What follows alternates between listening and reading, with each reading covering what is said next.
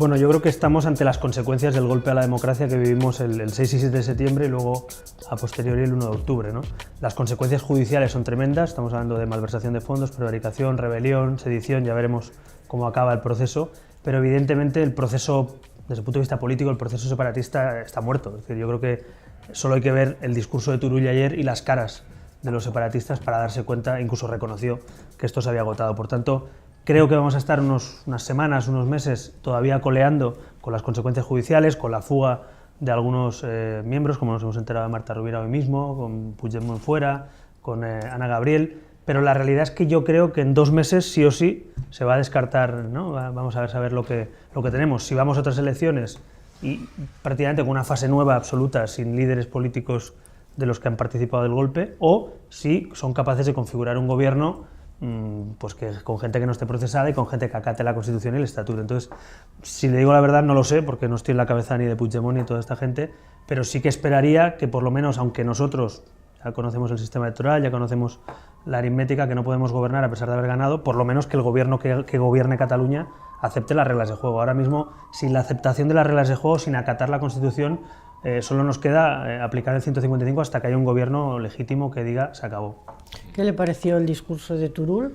Que no habló ni de república ni de independencia, es un viraje, un cambio, ¿no? en los planteamientos. Bueno, yo creo que Turull tenía el cuerpo en el Parlamento y la cabeza y el miedo en el Supremo, ¿no? Es decir, yo creo que el discurso de ayer claramente era un discurso, yo conozco a Turull además personalmente por haber compartido 8 años Parlamento con él. Es una persona que es verdad que dentro de Convergencia era el ala independentista y es independentista, y de hecho solo hay que ver las ruedas de prensa que hacía como portavoz o cómo acompañaba, como enseñaba ayer Inés, a los del 3%, ¿no? Oriol Pujol y compañía. Pero es verdad que Turull, lógicamente, hoy tiene una cita con el Supremo y yo creo que tenía la cabeza ahí puesta. Curiosamente, la huida de Marta Rovira les complica más su situación, porque la privación de libertad básicamente se puede dar, como dice el propio concepto, ante el riesgo de fuga. Porque, hombre, si la mitad de tus compañeros se fugan, no te lo ponen fácil, ¿no? Así que, paradójicamente, Puigdemont, Marta Rovira, Ana Gabriel, Comín, le están complicando la vida a sus compañeros en los juzgados, ¿no? Y bueno, esa es la paradoja del procés, en que entre ellos están divididos, rotos, y yo creo que ayer vivimos el entierro, políticamente hablando, del procés con ese discurso de Turull, que yo estoy convencido que ni a los independentistas les gustó, ¿no?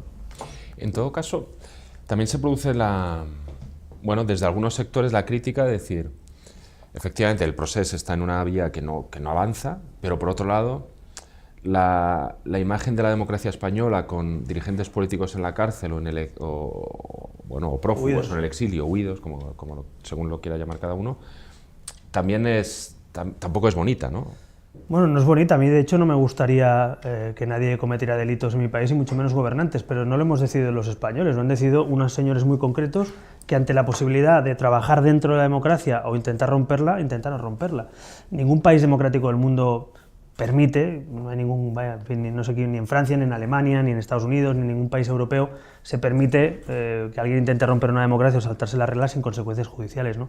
Por tanto, yo como catalán, a mí me gustaría pensar que todo esto es una pesadilla, que no lo hemos vivido, pero existe, ¿no? Y lo ideal sería que poco a poco esto se reconduzca, por lo menos, como digo, yo acepto que discrepe de los políticos independentistas, discrepo en el modelo de país, en el país al que pertenezco, en el modelo europeo, pero hombre, por lo menos respetemos las reglas de juego, ¿no? Sin respetar las reglas de juego se hace todo muy complicado, porque todo va en clave judicial, en clave de procesamiento, de huidas de la justicia. Entonces yo creo que hay una cúpula política del separatismo que políticamente ha muerto, que una se ha huido, otras están en procesamiento, como hemos visto, y yo creo que ninguno de esos dirigentes, como decía ayer Inés, ninguno puede ser la solución, ¿no? Ni parte de la solución. Tiene que haber alguien dentro del nacionalismo que diga, oiga, nos hemos equivocado. Es que a veces en la vida todos nos equivocamos y a veces hay que decir, pues igual nos hemos equivocado. Y creo que los hechos, las consecuencias de los hechos, los procesamientos, la situación económica, el freno económico y político en Cataluña, debería llevar a que alguien entonara el mea culpa, ¿no? Y por lo menos reconducir, por lo menos dentro de la Constitución, el diálogo, ¿no? Pero de momento no hay nadie que se atreva a decir en público lo que sí que dicen algunos ya en privado, que es que esto es una locura y que no vamos a ningún sitio. ¿Ve posibilidad de que haya nuevas elecciones? Hombre, posibilidades hay, pero también creo que ellos van a intentar formar gobierno y me remito al anterior gobierno, ¿no? Acuérdense de la pugna entre las CUP y Artur Mas y Convergencia y tal, que se resolvió la última noche, antes de los 2 meses. Por tanto, los que dicen que en Cataluña va a haber seguro elecciones, yo les diría que tengan paciencia, porque conozco bastante al nacionalismo y creo que ellos, de alguna manera u otra, van a intentar formar gobierno. Por puro sentido común, quien puede gobernar, quien puede mantenerse en las instituciones, quien puede intentar, por lo menos, lidiar o liderar esta situación, es difícil que se la juegue, ¿no?, a la ruleta en otras elecciones, ¿no? No olvidemos que el separatismo también, con todo esto, con la ruptura entre ellos, muchos votantes independentistas estarán viendo que no están formando gobierno, ¿no?, que entre ellos se están poniendo trabas. Yo creo que la abstención de las CUP ayer es un jarro de agua fría, sin duda, para el separatismo, porque si ni siquiera ellos son capaces de buscar la suma, ¿cómo van a intentar convencer a la mayoría de catalanes que no la tienen, ¿no? Por tanto, yo por eso digo que políticamente yo creo que ayer fue el entierro o el fin en términos políticos, porque de lo que hemos visto en la campaña, de las proclamas independentistas, de los señores con los bastones el 1 de octubre, el 6 y el 7 de septiembre, del 1 de octubre, todo eso, al discurso de ayer y a las caras que veíamos ayer, pues es evidente que ellos mismos están aceptando la derrota, ¿no? En ese eje nacional en el que se planteó la política estatal, en las elecciones catalanas, etc., parece que Ciudadanos le fue bien. O sea, parecía que había que hacer política en clave nacional española, en clave nacional catalana, y bueno, a Ciudadanos en Cataluña le fue muy bien hacer esa política en clave nacional estatal. ¿Qué recorrido cree que tiene eso? ¿O cree que hay algún otro ingrediente más que explique lo disparado que está en las encuestas? Bueno, es que yo creo que el tiempo nos dará la razón a los que pensamos que lo que pasa en Cataluña no es un problema catalán, es un problema nacional. Y yo llevo años desde Cataluña y luego aquí también diciéndolo a mucha gente en Madrid especialmente que no era consciente, ¿no?, de que esto era un tema nacional, no era un tema regional, local. Y yo creo que Cataluña es la consecuencia de los males de España, ¿no? Es decir, la falta de valores constitucionales y civiles en nuestra sociedad, el respeto a las reglas de juego dentro de la diversidad de España, el proyecto europeo, los males de nuestra democracia, la corrupción, el paro, la precariedad, el hartazgo de mucha gente de una determinada forma de hacer política. Entonces, todo eso junto a ese cóctel, yo creo que desemboca en una búsqueda de un proyecto nuevo, ¿no?, para España, de una nueva etapa en la que, bueno, intentes pasar página de lo malo, intentes enfocarte al futuro, intentes ver qué podemos hacer mejor.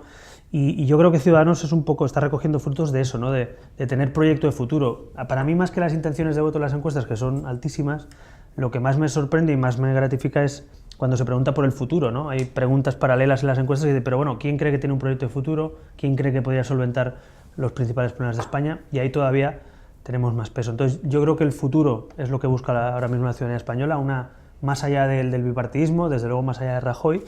Pero bueno, de momento estamos en una legislatura como entre transitoria o bloqueada, ¿no? Vamos a ver cómo acaba, pero yo creo que lo de Cataluña no es un tema solo catalán. La prueba es que las encuestas, por ejemplo, de enero, eran peores que las de ayer o las de antes de ayer, ¿no?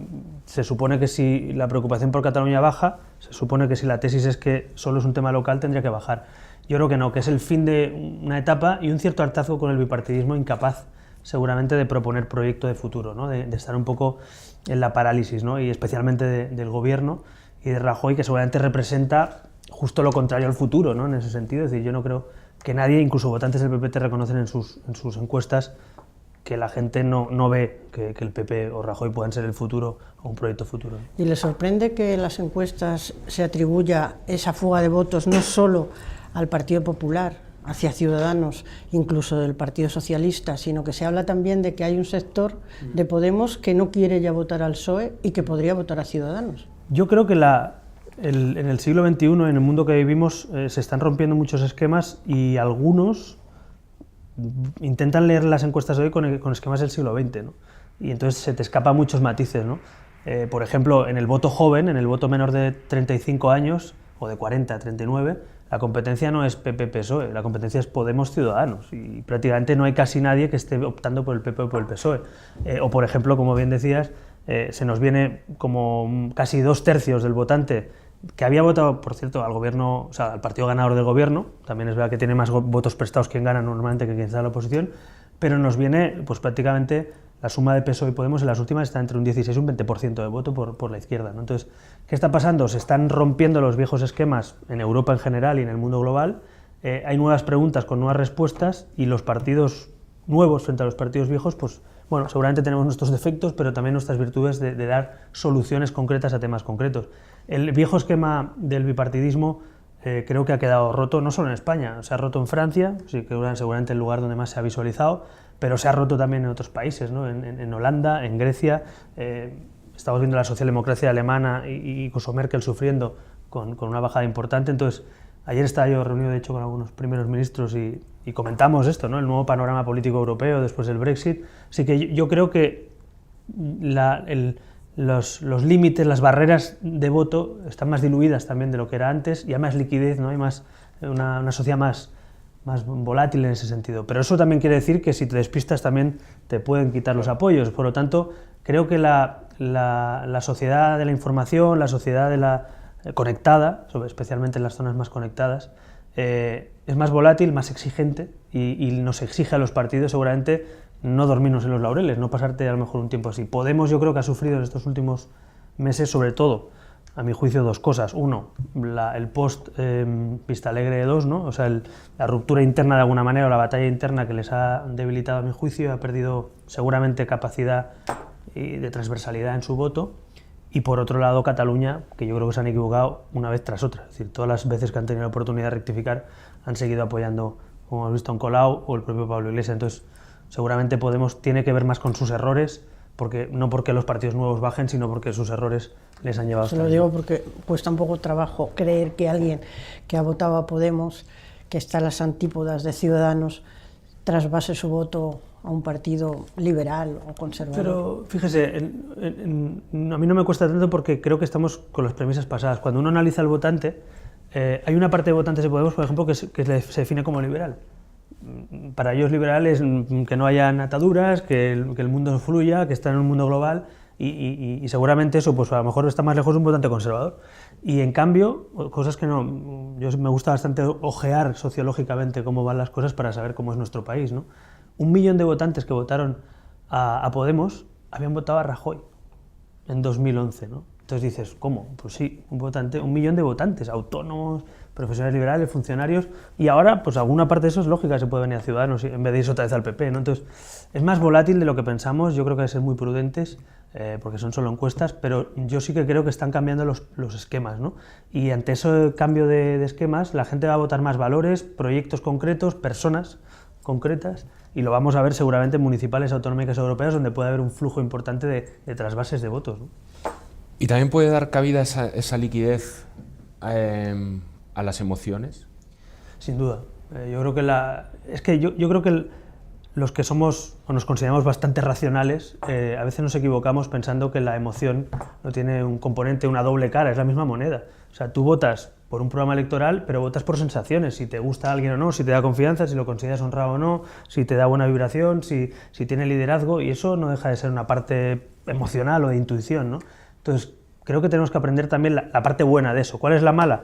La mala es cuando la emoción te lleva al odio, al egoísmo, al supremacismo, al enfrentamiento, pero las emociones en términos positivos, ¿no? Pues a mí me emociona pensar que la gente tenga igualdad ante la ley o libertad para hacer lo que le dé la gana, o que los españoles estamos unidos frente a cualquier desafío. Entonces, yo no, y es una tendencia habitual y yo me hago autocrítica, pero a veces despreciamos de alguna manera, o mejor dicho, menosvaloramos, ¿no? Sea la palabra, el peso de eso, ¿no? Y las emociones simplemente hay que tenerlas en cuenta para que lleve a valores positivos, ¿no? Es decir, se han ganado elecciones y se han perdido con emociones, a veces negativas, con odio, se ha utilizado el odio, se ha utilizado el racismo, se ha utilizado el enfrentamiento, y a veces con fraternidad, con voluntad de suma.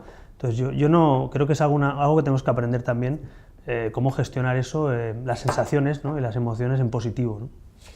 Antes comentaba el ejemplo de Macron, que muchas veces se le ha comparado a usted con él o a él con usted.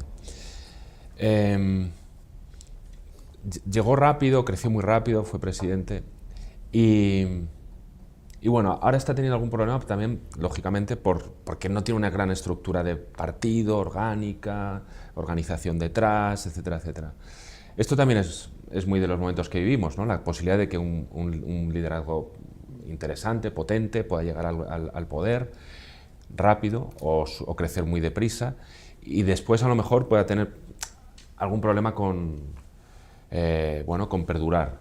¿Usted eso cómo lo ve en su organización? Que por un lado tiene ya 10 años, pero bueno... Sí, pero a nivel nacional tiene 3. Eso es. Bueno, sin duda ese es un hándicap, pero creo que es un hándicap mucho menor que en los años 90. En los años 90 ni existiríamos si no tuviéramos una sede en cada pueblo, para entendernos. A mí cuando a veces nos explican eso a nosotros o incluso a Podemos, no, es que no tenéis sedes en los pueblos y tal, y bueno, y Macron no tenía ni un concejal y es presidente de la República, tiene mayoría absoluta. Entonces, eso ha cambiado, ¿no? Y en el sentido negativo, en términos ideológicos o políticos, Trump, pues sí, tenía la estructura republicana, pero justamente, totalmente, o sea, en su partido se lo querían cargar y el tío, con un Twitter como aquel que dice, los medios de comunicación, le dio la vuelta a las primarias al partido. Entonces, para bien o para mal, por eso decía lo de las emociones buenas o malas, Macron, por ejemplo, ha conseguido utilizar las emociones en positivo, pues decir, oiga, la República Francesa tiene unos valores, hay que recuperarlos. Y eso, frente a Le Pen, pues oye, el debate pues, le plantó cara y intelectualmente hubo un debate político interesante, ¿no? Yo creo que eso es un poco a donde vamos. Eso quiere decir también, lo decía antes, que todo dura menos. Es decir, que antes los gobiernos, bueno, lo hemos visto en España, gobiernos de 10 años, de 8 años, de 12 años, en comunidades autónomas de 23 años Pujol, 20 años Fraga, 20 años Chávez. ¿Alguien piensa hoy en un gobernante que aguante 20 años? O sea, nadie. O sea, yo creo que nadie, ni siquiera los que aspiramos a gobernar, se nos mete en la cabeza estar más de 2 legislaturas, porque es como decir, que a ver quién aguanta 2 legislaturas. Todo es más líquido, todo fluye, para bien y para mal. Entonces, creo que tenemos que acostumbrarnos a la sociedad que vivimos, que es así. Si la globalización ha cambiado el mundo laboral, la economía, el conocimiento, la innovación, también cambia la política, ¿no? Y creo que eso es lo que cada uno ve a Rajoy, que lleva 40 y pico años en política, que es un hombre con sus defectos y sus virtudes, pero del siglo XX en términos políticos, y yo entiendo que la gente le diga reacciona, reforma, cambia las cosas, no sé qué. Claro, son esquemas distintos, ¿no? Entonces, creo que estamos más ante un cambio de ciclo que ante un problema solo de un partido o de un presidente, ¿no? Y eso es lo que quizá el PP no está sabiendo leer de las encuestas, ¿no? Ellos se acogían, de hecho, el otro día creo que había un periódico que decía que Rajoy le sacaba las encuestas pasadas para decirle a los demás, tranquilos, no pasa nada y tal. Es un poco verse superado por, joder, ¿qué está pasando? Si esto era solo Cataluña, ¿por qué nos estamos hundiendo, no? Entonces, creo que es un fin de etapa y una falta de comprensión del mundo global en el que vivimos, ¿no? Que está cambiando todo, la economía, la política, la sociedad. Y bueno, yo me siento parte de ese mundo nuevo, por decirlo así, global, en el que sé que tenemos dificultades, pero también tenemos oportunidades, ¿no? Con esas buenas perspectivas que tiene su partido y que le ratifican las encuestas, ¿a Ciudadanos no le interesaría unas elecciones adelantadas, unas elecciones generales? Pues yo creo que no, porque lo hemos discutido internamente, hemos hablado de ello después de las elecciones catalanas. Es normal que esto salga porque está en todos los periódicos, no vamos a tener ese debate nosotros. Y yo sigo defendiendo, dentro y fuera de mi partido, que hemos llegado hasta aquí con una serie de atributos. Hemos llegado hasta aquí por dar estabilidad al país, hemos llegado hasta aquí por pedir reformas y liderar reformas en el Parlamento, por saber trabajar en las instituciones. Los españoles, además de darnos buenos datos de intención de voto, nos aprueban el trabajo parlamentario. Eso, en el momento que vivimos ahora, a mí me parece el dato más increíble de todos, pues decir, oye, te aprueban tu trabajo cuando la gente considera que los partidos y el Parlamento es lo peor, en términos de valoración, ¿no? Entonces, nosotros estamos haciendo una labor quizá más a fuego lento, lo dije hace 3 años cuando surgió Ciudadanos, que Podemos quizá era más, como dijeron ellos literalmente, el asalto al poder, y nosotros más un proyecto a largo plazo, ¿no? A fuego lento, ¿no? Y yo creo que eso nos está dando más solvencia ahora. Entonces, yo no creo que nos convenga, nosotros creo que lo que más nos conviene es una hoja de servicios, de decir, oye, estos señores han estado en la oposición, pero han hecho cosas por España y están preparados para gobernar. Creo que es mucho mejor esa hoja de servicios, pero también es verdad que ahora mismo no depende de nosotros la legislatura, depende de Rajoy. Es decir, si Rajoy no cumple los puntos del acuerdo de investidura, si Rajoy no incorpora a los presupuestos los temas sociales, económicos y le da un giro más social a los presupuestos, si todo eso no sucede, entonces, claro, la legislatura está en jaque, porque al final, si no tienes presupuestos y si no tienes apoyos parlamentarios, pues es muy complicado, ¿no? Así que en los próximos días, además, yo creo que antes de la votación de presupuestos de mayo, creo que es en el Parlamento, ¿no? y la semana que viene, sabremos un poco qué decide el PP, si el PP decide quedarse solo y ir a una batalla contra Ciudadanos o el PSOE, o si decide, oye, vamos a entendernos mínimamente para alargar esto. Pero yo, de verdad, si pudiera escoger, prefiero agotar legislatura, hoja de servicios y seguir creciendo, porque creo que la gente no está valorando que seamos un partido, digamos, oportunista del momento y ahora hacemos esto, sino está valorando una trayectoria, ¿no? ¿Y los contactos que mantiene con los grandes empresarios del IBEX le animan a que haya elecciones o a que las fuerce? ¿Qué le dicen? Bueno, la verdad es que un poco de información algo averiada respecto a eso, porque claro que me veo con sindicatos, con empresarios, con entidades sociales y habitualmente, porque además forma parte de la parte institucional del partido, ¿no? Pero no me dedico a hablar de encuestas ni de presupuestos, porque en eso creo que hemos demostrado autonomía y libertad como para estar hablando de eso. Sí que es verdad que la situación económica del país es mejor de la que era, eso hay que reconocerlo, el país crece al 3%, pero ahí está nuestra discrepancia con el PP. El PP no reconoce que hay que repartir eso, es decir, el país crece al 3%, muy bien, pero tienes precariedad laboral, tienes un problema gordo de paro todavía de un 17% prácticamente, un 40% de paro juvenil, y sobre todo tienes clases medias muy degradadas por la crisis que todavía no se han recuperado. Pensiones más bajas, gente que no llega a final de mes y trabaja, 6 millones de trabajadores pobres, modelo educativo todavía sin resolver y formativo. Entonces, yo puedo coincidir porque los datos son los datos, la macroeconomía es impepinable, si crecemos al 3, crecemos al 3, pero el PP no reconoce que hay que de alguna vez restablecer a la clase media trabajadora una parte de eso, y esa es nuestra batalla de los presupuestos, el IRPF de las rentas más bajas, los pensionistas más bajos, los permisos de paternidad, los cheques para la guardería para padres entre 0 y 3 años, es una batalla, digamos, de reparto de lo que se ha hecho en estos últimos años, ¿no? Usted siempre decía en campaña que, bueno, en campaña y después de las elecciones, ¿no? que pedía el voto no para tener que estar pidiéndole a los, bueno, a Rajoy, a Cifuentes o quien fuera que cumpliera acuerdos, ¿no? Sino para poder ejecutar esos programas. Parece que cuesta mucho realmente hacerles cumplir los acuerdos, ¿no? Bueno, es que hay, en primer lugar, hay una nula tradición de acuerdos políticos en España, ¿no? Es decir, los únicos acuerdos que ha habido, que yo no creo que era acuerdo, yo le llamaba trueque o chantaje, eran los pactos entre Pujol y González o Aznar, los pactos entre Zapatero y Carlos Rovira, o Arzayuz o luego el PNV. Entonces, por primera vez en España nos vemos obligados, y yo creo que es bueno para el país, a que partidos nacionales tengamos que entendernos, ¿no? Y ahí cuesta mucho, porque primero el PP es un partido inmovilista por naturaleza y conservador. 2, Rajoy además es más todavía, o sea, dentro del PP todavía es una persona que le cuesta más hacer reformas y cambios. Y luego 3, que es la dificultad, y casi hay que entenderlo humanamente, pero no políticamente, que es que ellos ven que justamente el partido que le exige todo eso, si sale bien, también crece, como están viendo las encuestas. Entonces tienen una especie de un dilema perverso que es, si nos llevamos bien con Ciudadanos, crecen, si les pegamos, crecen. Entonces están un poco en esa situación, pero yo creo que al PP se equivoca pensando que atacándonos les va bien. La prueba son las encuestas. Creo que cuando hay acuerdos tienen que asumir que no vamos a desaparecer, pero tienen que asumir que parte de lo que salga bien es de los dos, en términos políticos, ¿no? O con el PSOE en Andalucía, ¿no?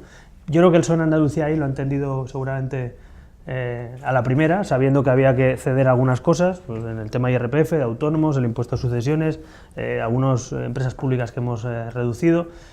Y bueno, pues ahí está, porque el PSOE está aguantando más o menos en las encuestas y Ciudadanos está creciendo mucho en Andalucía. Entonces, bueno, pero el PP a nivel nacional creo que nos mira muy de reojo demasiado en esos términos, ¿no? Yo le pediría a Rajoy que reflexione, porque al final, si quiere ser presidente, necesita apoyos, y si el PSOE no les va a apoyar, pues solo puede ser Ciudadanos. Se lo va a decir. Pero fíjate, usted ha tenido intervenciones durísimas en la tribuna con Mariano Rajoy, con el presidente. Y Aguado también incluso las ha tenido contra Cifuentes. Pero al final parece que están siempre para poderles echar una mano. Incluso cuando a lo mejor en el 155 Rajoy ha preferido tener más intimidad con Pedro Sánchez que con usted. Pero es que yo, cuando apoyo los presupuestos, yo no estoy pensando en si le va bien o mal a Rajoy. Yo estoy pensando en si me va bien a mí como partido y a España como país. O a España como país y a mí como partido. Entonces, si yo consigo que a las rentas más bajas pues tengan 60 euros más en el bolsillo con el IRPF, creo que es bueno para España y es bueno para Ciudadanos. Si a Rajoy además le va bien, pues oiga, mira, muy bien. O si consigo permisos de paternidad que incrementen, creo que hay muchos españoles que lo están esperando. Entonces, creo que el error político también de la lógica antigua, digamos, del bipartidismo, es que apoyar cosas del gobierno que no es tuyo te va mal. Y yo creo que es un error. Ciudadanos está demostrando que en algunas cosas estar al lado de un gobierno para cosas buenas para España te va bien. Es verdad que luego nos damos, cuando llega el tema de la corrupción y con otros asuntos, la prueba es lo que está pasando en Madrid o lo que le exigimos a Rajoy, una serie de cuestiones respecto a la corrupción, pero yo diría que tenemos que entender los partidos nacionales que en algunos temas estamos condenados a entendernos, porque es que si no, esto es ingobernable, es decir, es que no hay mayorías absolutas a la vista, ¿no? Solo hay una comunidad que es Galicia y el resto, todos son acuerdos de investidura, acuerdos de gobierno.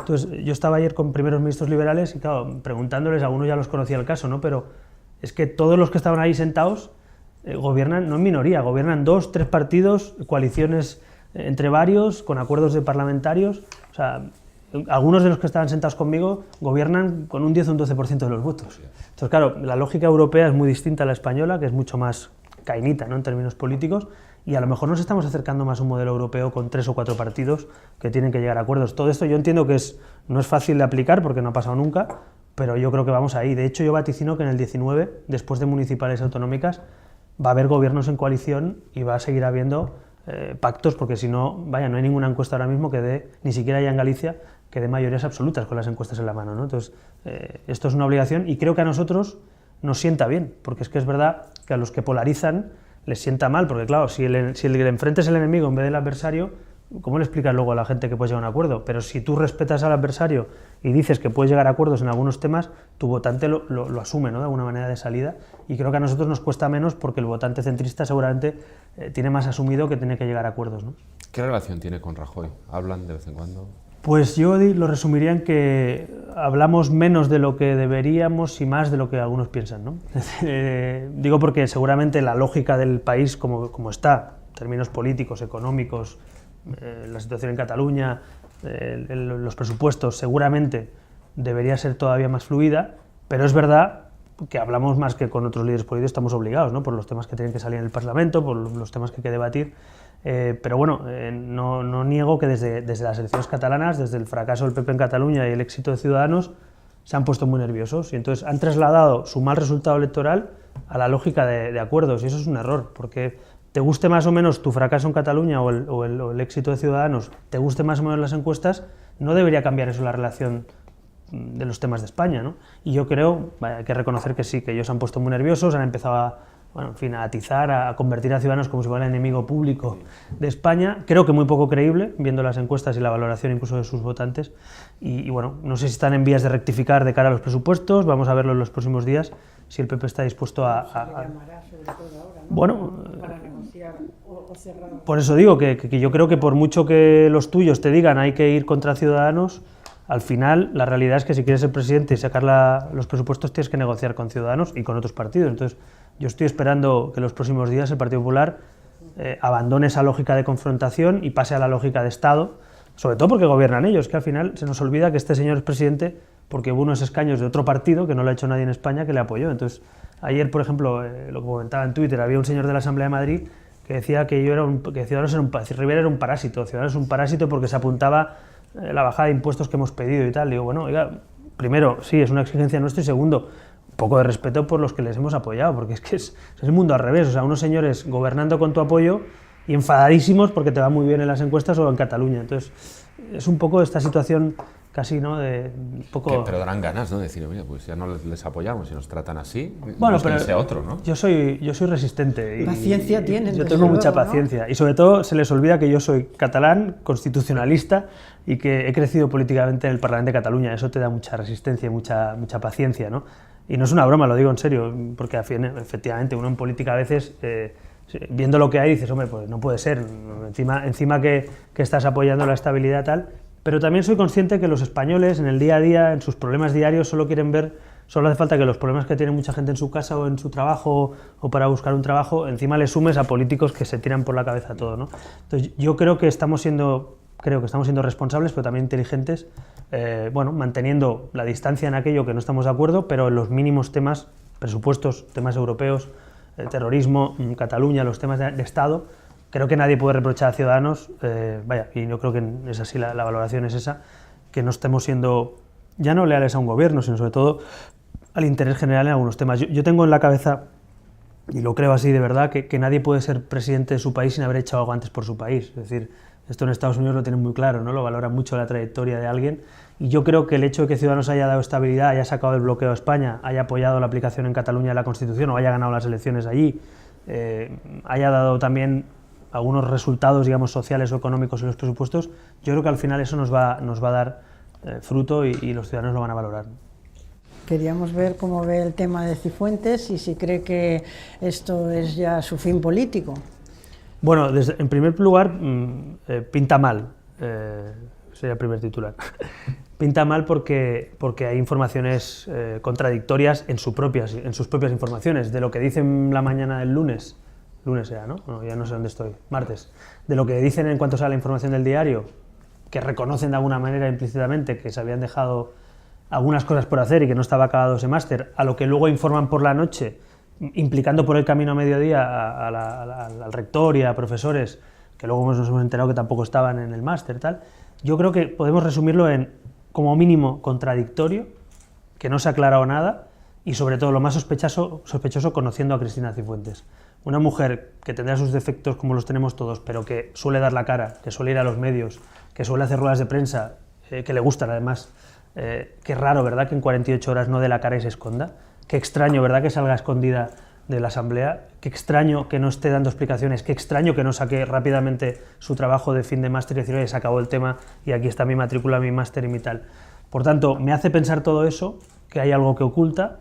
No sabemos lo que oculta todavía, pero por la información que ha sacado el diario nos imaginamos que puede haber alguna implicación en posible comisión de delitos por parte de algún funcionario, de algún profesor o de alguien en la universidad, y nadie suele hacer ese tipo de cosas por amor al arte, suele hacerlo por algo, por connivencia, por interés, por un favor, por lo que sea. Entonces, yo creo que esa asociación, esa denuncia ante la Fiscalía, seguramente va a tener que llevar a la Fiscalía a abrir una investigación seria sobre si es posible comisión de delitos, y por tanto, aunque Cifuentes y su equipo quieran decir que se ha acabado esto todavía no se ha acabado, de hecho acaba de empezar, porque la semana que viene, después de la semana siguiente, después de Semana Santa, Ciudadanos, junto a los otros partidos de la oposición, hemos pedido un pleno monográfico en la Asamblea sobre este tema, así que tendrá que dar la cara por mucho que se esconda. Yo, desde luego, ya digo, pinta mal, pero vamos a esperar a que esta señora dé la cara en una rueda de prensa con preguntas a la prensa, o en un pleno monográfico que se va a convocar, si no me equivoco, pasada Semana Santa. Una moción de censura instrumental como la que pidieron en Murcia no sería una salida también para forzar unas elecciones ante la situación que hay en Madrid del PP, que ya no es solo esto, es la corrupción, es muchísimos temas y escándalos constantes. Bueno, yo creo que no porque sea grave hay que dejar de ser prudente, ¿no? Porque al final está en juego la estabilidad de una comunidad autónoma, un gobierno autonómico y muchos madrileños pendientes de esto. Por tanto, nosotros pedimos explicaciones, vamos a valorar, tanto en ese pleno monográfico como en las ruedas de prensa, que podría salir esta tarde Cristina Cifuentes y arreglar todo esto dando explicaciones si es que las tiene. Pero claro, si no sale, muchos pensamos que a lo mejor no las tiene. Y por tanto vamos a esperar si hay reacción y valoraremos en ese momento. Desde luego, yo no voy a esconder la gravedad que esto tiene, lo he hablado con Ignacio Aguado, que creo que ha sido claro, nítido, pero a la vez prudente, pidiendo explicaciones desde el primer momento. Y yo estoy convencido de que este tema no se ha acabado, sino que hay más recorrido. La propia Fiscalía, insisto, creo que tendría que atender, ¿no? Como mínimo, si hay una posibilidad de delito, la Fiscalía tiene que actuar de parte. Por tanto, en este tema vamos a ver si actúa y vamos a ver qué investigaciones o qué diligencias puede abrir, porque el asunto pinta mal. Y luego es que incluso también llama la atención que ni siquiera el Partido Nacional le está arropando en esto. Bueno, llama la atención o no tanto, ¿no? Es decir, al final estas cosas, por mucho que ahora, curiosamente, hubo un silencio y luego de golpe un apoyo, ¿no?, a partir de las supuestas explicaciones o de las contradictorias explicaciones de Cifuentes, es evidente que en el PP, eso no se le escapa a nadie, ¿no?, es un partido en decadencia, que va cayendo poco a poco y además con un debate sucesorio futuro que tampoco a nadie se le escapa, tanto como que al propio Rajoy le afecta y es un tema que no quieren abrir en el PP, pero que está latente, ¿no? Entonces yo creo que eso tiene mucho que ver con las reacciones dispares o los silencios que a veces también comunican, ¿no?, respecto a Cifuentes.